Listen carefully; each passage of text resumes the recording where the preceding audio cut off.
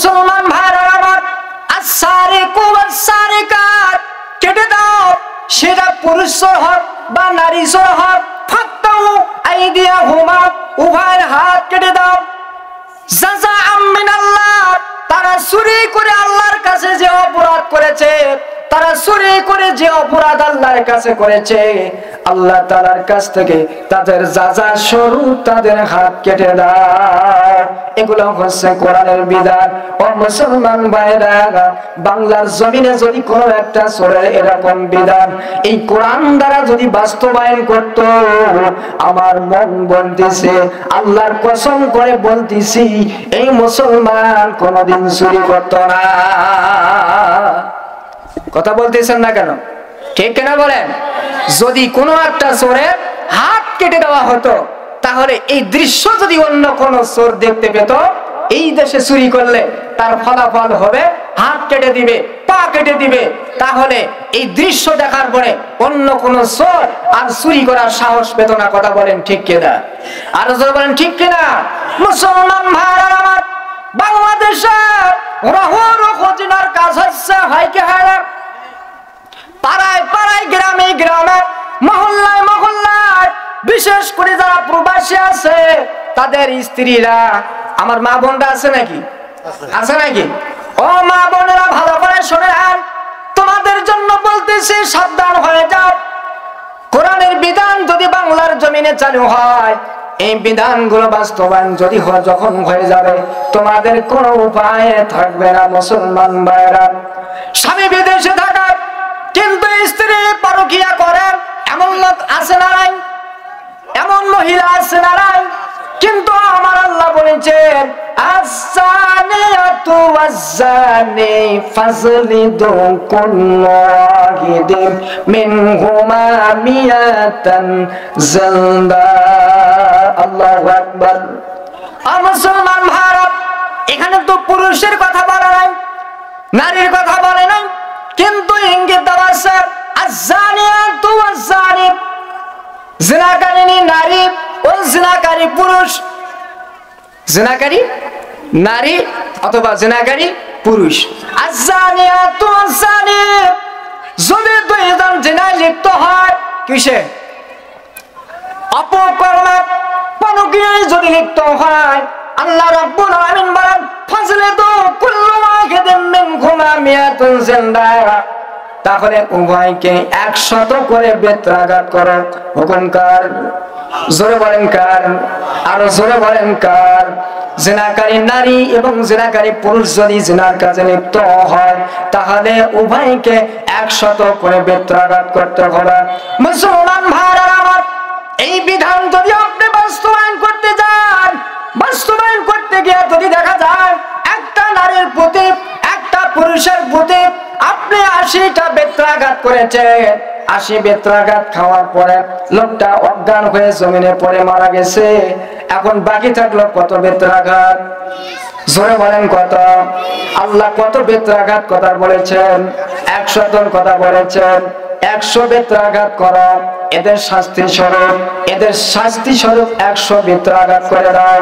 ও মুসলমান ভাইরা, এই আইন বাস্তবায়ন করতে গিয়ে যদি কেউ 80 বেত্রাঘাত খাওয়ার পরে মৃত্যুবরণ করে, বাকি 20টা বেত্রাঘাত আমার আল্লাহ বলেছেন, যখন তাকে কবরের মধ্যে রাখা হলো, কোথায়? কবরের মধ্যে রাখা হলো, কবরের মধ্যে রাখার পর যখন দাফন করা হলো, এই কবরের উপরে বাকিগুলো তোমরা মেরে দাও। মুসলমান ভাইরা, ঈশ্বরের কথা বললাম আর জিনাকারী নারী পুরুষের কথা বলতেছি, কারণ একটাই, আল্লাহর জমিনে আল্লাহ কোরআনের বিধান বাস্তবায়ন নাই। কথা বলেন ঠিক কিনা? যদি কোরআনের বিধান যদি বাস্তবায়িত থাকতো, আল্লাহর কসম করে বলতেছে, কোন নারী পুরুষ জিনায় কোনদিন লিপ্ত হতো না। আজকে বাংলাদেশে নাই বিদায় মানুষ কোন জিনার কাজে লিপ্ত হয়। মুসলমান ভাইরা, এই যে নাই বিচার আমাদের দেশের মতো নাই, আমাদের গ্রামের মতো নাই, আমাদের সমাজের মতো নাই, ইনসাফ ভিত্তিক বিচার ব্যবস্থা নাই। আল্লাহ তাআলা বলেছে, বান্দারে, ও বান্দিরা, আমি আল্লাহ তোমাদেরকে এক নম্বর নির্দেশ দিলাম, ইয়ামুরু বিল আদলি, তোমরা ন্যায় বিচার প্রতিষ্ঠিত করো, তোমরা ন্যায় বিচার তোমরা প্রতিষ্ঠিত করে দাও। দুই নম্বর আল্লাহ বলেছেন ওয়াল ইহসান, সদাচরণ করা। দুই নম্বর কি? সদাচরণ করা, মানুষের সাথে ভালো ব্যবহার করা, ভালো আচরণ করা, ভালোভাবে তাদের সাথে কথাবার্তা বলা। ও মুসলমান ভাইরা, ইহসান হচ্ছে দয়া করা। কেমন দয়া করবেন আপনাদেরকে বোঝানোর জন্য বলতেছি। ও মুসলমান ভাইরা, ইহসানের আরেকটা অর্থ হচ্ছে, আপনি বলেছেন ভাইরা আগামীকাল আপনি আমার কাজ করে দিবেন, মজুরি দিবেন, আমার জমিতে কাজ করবেন, আপনাকে 500 টাকা মজুরি দিব। কিন্তু ভাইরা যখন মজুরি দিবেন, মজুরি দেওয়ার সময় তাকে 1 টাকা বেশি দেবে, কারণ ওই কামলা যা কাজ করেছে, যে কর্ম করেছে, ওই কাজের মাধ্যমে মালিক অনেক খুশি হয়ে গেছে। যার কারণে আব্দুর রহমানকে বলতেছে, ভাই আব্দুর রহমান, আমি তো 500 টাকা দেওয়ার কথা বলেছিলাম, তোমাকে 500 টাকা মজুরি দিব, কিন্তু তুমি যে কাজ করেছো আমি খুশি হয়ে গেছি, আমার অন্তরটা ঠান্ডা হয়ে গেছে। আমি 500 টাকা নয়, বরং আমি তোমাকে 550 টাকা দিলাম। কথা বলেন মারহাবা। ও ভাই জান্নাত, আপনি 550 টাকা দিলেন, 500 টাকা দিলে তো আপনার আদর হয়ে যেত, বিচার ব্যবস্থা হয়ে যেত। 50 টাকা বেশি দেওয়ার কারণে এটাকে বলা হয় ইহসান। আল্লাহ বলেছেন বান্দারে, 1 নম্বর তোমরা আদর তোমরা প্রতিষ্ঠিত করো, 2 নম্বর তোমরা ইহসান দয়া দাক্ষিণ্য ইনসাফ ভিত্তিক বিচার ব্যবস্থা করো। মুসলমান ভাইরা আমার, 3 নম্বর নির্দেশ হচ্ছে আল্লাহ রাব্বুল আলামিন বলেন, ও মুসলমানেরা, ঈমানদারেরা, আমার বান্দা বান্দীরা, তোমাদের কাছে আমি আল্লাহর 3 নম্বর নির্দেশ, আমি আল্লাহর 3 নম্বর হুকুম হচ্ছে ওয়াইতা ইজিল করবা, তোমরা রক্ত সম্পর্কীয় আত্মীয়দের সাথে সম্পর্ক বজায় রাখো। জোরে জোরে কন্যা সুবহানাল্লাহ, আরো জোরে কোন সুবহানাল্লাহ। আমাদের সমাজের মধ্যে, আমাদের পরিবারের মধ্যে এমনও কিছু নিয়ম আছে, সেই নিয়মটা কেমন? নিজের ভাই ভাই জমি জমা নিয়ে, টাকা পয়সা নিয়ে ভাই ভাই কথা বলে না, এমন পরিবার আছে না নাই? আওয়াজ দিয়ে বলেন আছে না নাই? আমার নবীজি বলেছে, যারা এইরকম রক্ত সম্পর্ক আত্মীয়দের সাথে কদ্দ করে হিংসা করে 3 দিন কথা বলবে না, আল্লাহ রাসূল বলেছে তাদের ইবাদত বন্দেগী কবুল হবে না।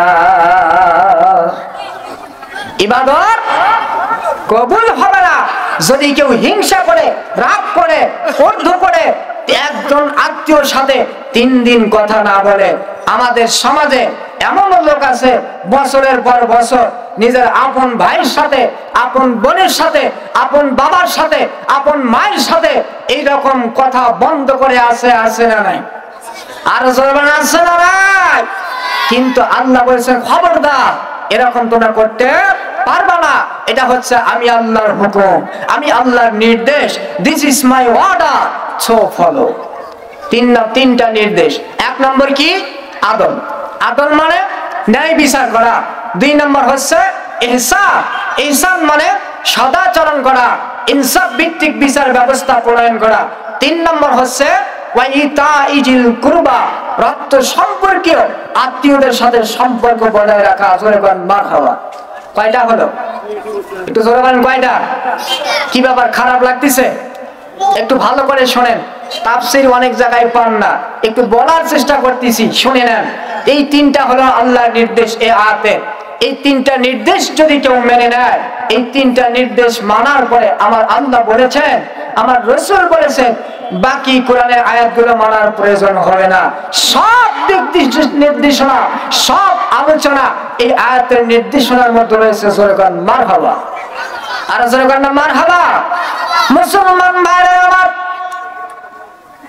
এই সূরার আয়াতে, এই তোমরা আসো, এখানে আসো, ওয়াজ করো, আসো আসো। ওয়াজ করবা না, ওয়াজ করতেও দিবে না। যদি আর একবার কথা বলো তাহলে ছক্কা মেরে মাথা উল্ট করে দেবো। এই ছক্কা বোঝো তো? এমন ছক্কা মারবে গ্যালারি পার হয়ে কোথায় পড়বে আল্লাহ ছাড়া কেউ জানবে না। সাবধান, বেয়াদবি করলে বেয়াদবি সীমা আছে। আদবে ইনসান, বেয়াদবি শয়তান।